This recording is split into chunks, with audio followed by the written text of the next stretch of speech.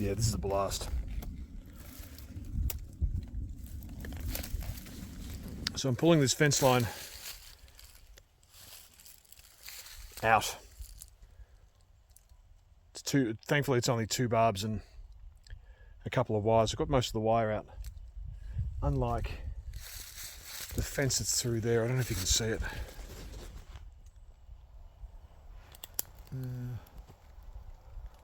It's difficult to see. That fence through there is a barb on top, a couple of wires, and then half-buried chicken wire, which is going to be hilarious. It's going to take some time. I think I might need a machine. But it all runs through this birch glade. It all runs through this birch glade, and that'll go all the way to the northern fence. This little structure in here was a surprise for us when we first got here, because this birch was entirely in leaf, so in here was just like a little cubby hole. But clearly someone's used that as I don't know, some kind of sheep shelter or goat shelter. I suspect sheep. I don't think pigs, but definitely sheep or goats or something like that. The difficulty in getting the single strand out of the bottom, though, the single strand is run from that about 200 metres from there, and the northern fence is all the way through there. I don't know if you can see through the glade, but that lump of trees is this an ancient pear there. It's about 200 metres away, and this just runs all the way through this suckered birch, and then through a bunch of blackberries and hell. So, but the thing that makes it interesting is, you see the wire? There it is. The moment you let it go and it stops moving, it just disappears into the undergrowth. Where is it? Oh, there it is. Yeah. Fun. Anyway, that's the next couple of days worth of work sorted, I suggest. Something interesting I have found. Loose, but it feels like it could be a bed frame or something. This is all over the joint. Sure, I'll pull it up and see what it is. Looks like it's an old harrow, I guess.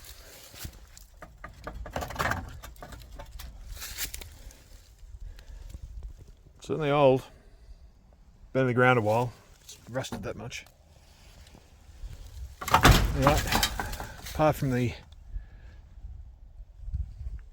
star pickets, that's this line of fence pretty much out, which is good, because I want to reclaim down to the back of the piggery, which is over yonder somewhere, at least down to the other fence, which is rooted, and it's going to take a lot of time, probably a machine, to get it out.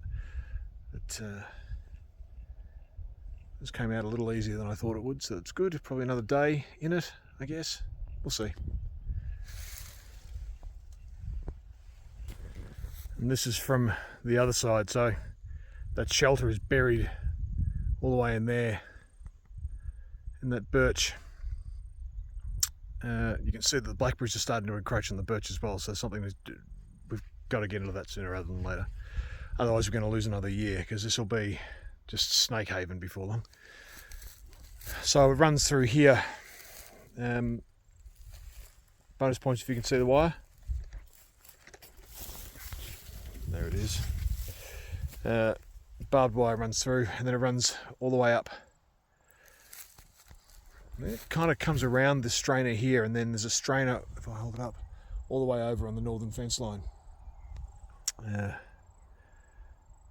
Yeah, it gives you a bit of a view. It's quite the labyrinth.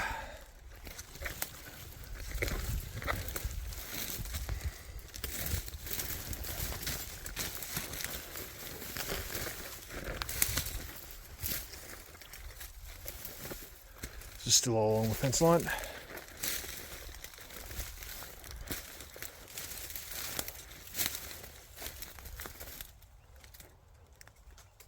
It's the area I want to reclaim over there.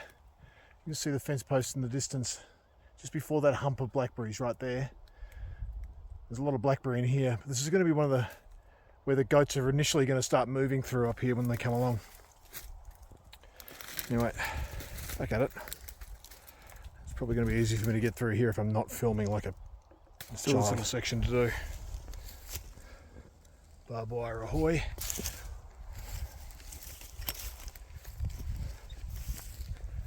That won't take long. I'll get onto that tomorrow.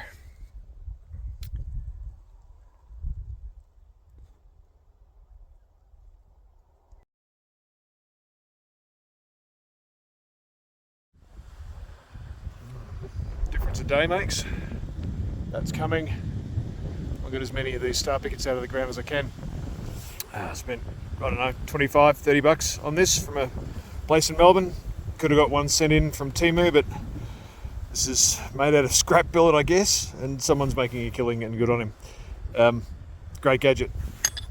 Sits on a star picket like that. And then when employing this guy, it'll pull it out.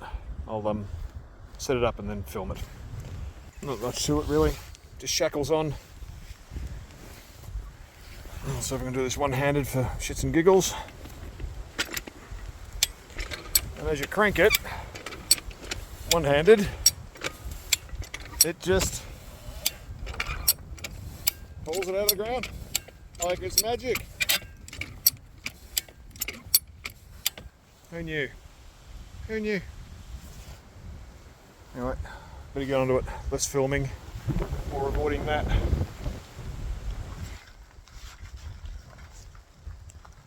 Get a farm, they said. It'll be fun, they said. So that's the entire line out now. These last are the ones in here. The little gadget. It's worked out really well. Some of them were soft anyway. Some of them were put up a bit of a fight. So that's the fence clear of barb and posts for the 120 metres over to that northern fence. I might just stand in here until the rain settles down a bit before I make a dash for the car. It's good. I could get him a little cubby, I might do. A little sheep shelter. I'll tell you what. Oh, seems pretty dry.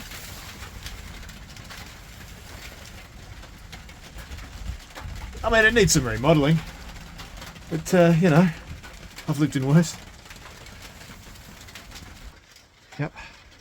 Yeah, it's time to call it off. That's my loot. This looks like it's setting in. This jacket wasn't as waterproof as I thought it was, but the fence line's gone. I'm leaving the timber posts in. There's one there, there's one a little bit farther down, there's a couple in the thing, but particularly through here, I don't want to pull it out and leave a dirty great big hole for a horse to stick their foot in, because I'm going to reclaim this pretty soon. I'm going to change this fence line down to the old fence line down there. You can just see it in the distance. And pretty much all of this will then have, the horses will have access to drop the fuel load a bit. So all of this line will go, but that's for another video. The line's going to go down on the other side of that old willow, all the way over there. Anyway, good times. I'm going to go somewhere and get dry.